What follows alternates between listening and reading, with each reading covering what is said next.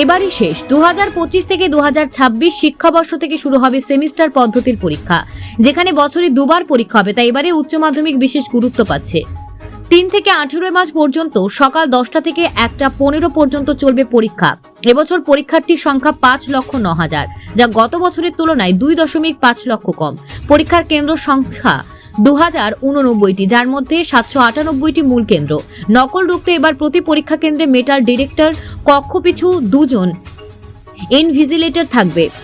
পরীক্ষার্থীর কাছে digital device পাওয়া গেলেই তার এনরোলমেন্ট বাতিল হবে। এদিকে নববারাকপুরের আহারামপুর সাহারা বয়েজ হাই স্কুলে পরীক্ষার্থীদের জন্য এক বিশেষ আয়োজন করলেন পুরপ্রধান প্রবীর সাহা।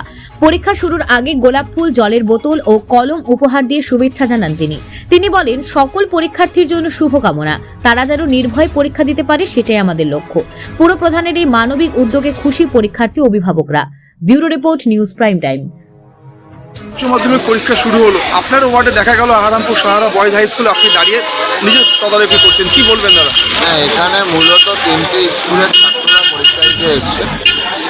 একটা হচ্ছে লেলিনগড় উচ্চ শিক্ষা নিকেতন, একটা হচ্ছে মাসুন্দা, আর একটা হচ্ছে কোদালিয়া আগাপুর।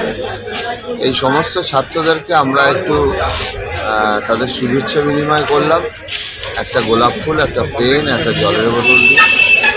আমরা আশা করি সকল ছাত্রছাত্রী সুন্দরভাবে পরীক্ষা দেবে এবং তাদের রেজাল্ট ভালো হবে, এই আশা আমরা করি। প্রশাসনও দেখলো সব স্কুলে গেল।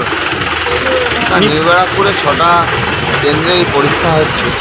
6টা কেন্দ্রেরই আমি সাথে কথা বলেছি, অলোকে। ধন্যবাদ।